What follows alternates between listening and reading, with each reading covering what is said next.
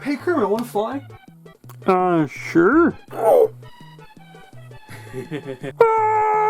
Nice.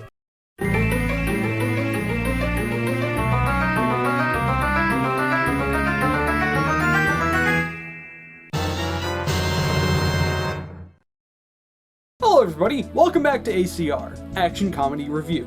In this video I'm going to be reviewing Airplane.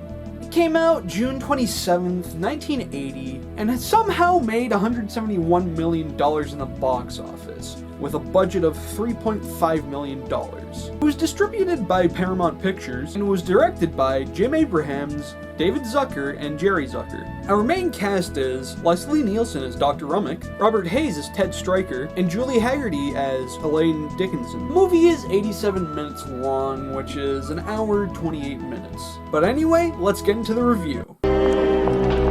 Excuse me, we'd like you to have this flower from the Church of Religious Conscience. The movie starts off with a Jaws joke, and it introduces Elaine and some of the passengers who are going to be on the flight. After they're given a flower and asked to donate. This joke happens a lot, but later on in a certain scene, it's really funny.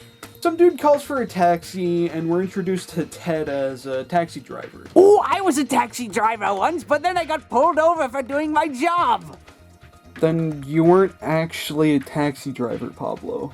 Ah, I see. Ted tries to stop Elaine from leaving, but she refuses, and then we get a fourth wall break. We get introduced to the captain, and he's told that there's a passenger on the plane that needs to be in Chicago within 6 hours.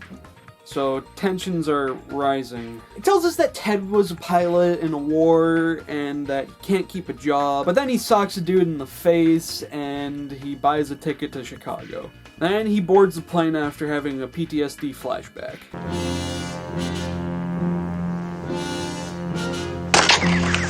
The flight begins and we get some funny moments with the passengers, but then it cuts to Ted trying to still get with Elaine. And it shows more of their past together, and it's kind of funny. A kid named Joey asks if he can see the cockpit, and Elaine shows him in. He points out that Roger, one of the pilots, is Kareem Abdul-Jabbar, which he denies, but then he reveals that it's actually him, and it's really funny. Oh, I used to be best friends with Kareem. Is anything that comes out of your mouth just blatant lies? Hey! Ted tells more of his story to other people, but they just really don't care. And then one of the passengers gets sick, and the pilot asks the flight attendant to find a doctor as discreetly as possible. Then we're introduced to Dr. Rummick, and he does an assessment on the passenger, and she starts spitting out eggs. It's a great scene.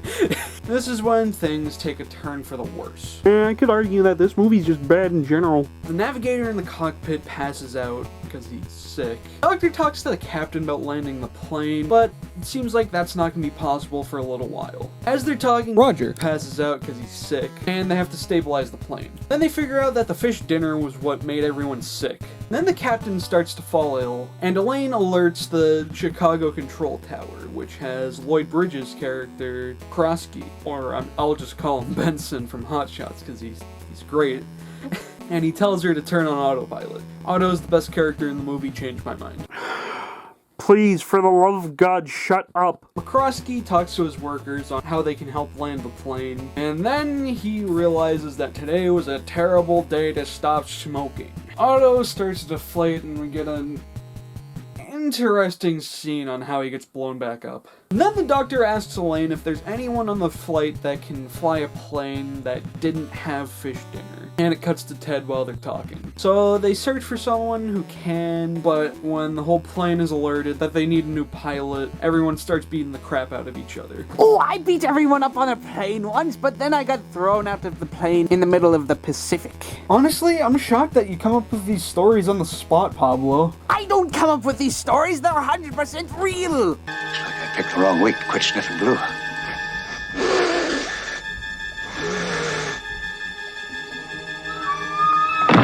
We get introduced to Rex, who is apparently going to get the plane back home safely, and his dog's mauling this dude alive. After the search of someone who can fly the plane, they choose Ted to help. And he was talking to this dude about his past, and he was about to set himself on fire. But then when he leaves, he blows up. Dear God, that's what you made me want to do when I was watching this. The doctor meets up with Ted in the cockpit, and he tells him that he's the only one who can fly the plane and save everyone. We also get the infamous "surely you can't be serious" line. Oh, I'm serious, but don't count me Shirley! Shut up, you're not funny, you bag of bones. He tells the doctor that the flying he did was completely different from this type of flying. Rex arrives at the airport and he beats up literally every person who gets in his way. And apparently Rex worked with Ted during the war, and there's bad blood between the two. They shut off Otto and Ted gets more control over the plane. Also, this Johnny character is the best. I just love how dumb and straightforward he is. Oh, he's just like me! No, he's not. As they're flying, the fourth engine blows up, and the flight just gets worse from there because it starts raining and thundering. Ted gives up, and the doctor gives him a pep talk, and that somehow works.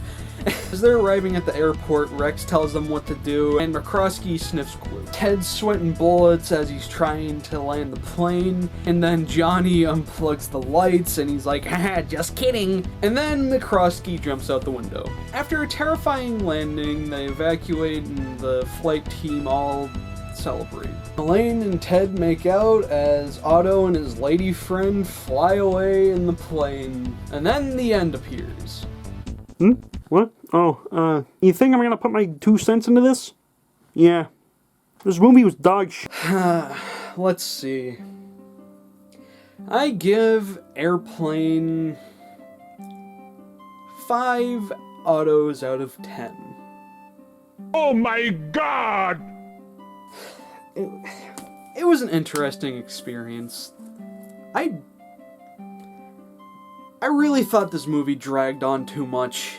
It wasn't enjoyable. Sure, there were some good jokes in there, but the boring parts just outweighed the good parts. It felt like I was watching a 3-hour-long movie I did not want to watch, even though it was an hour and 28 minutes. It was so boring, in my opinion.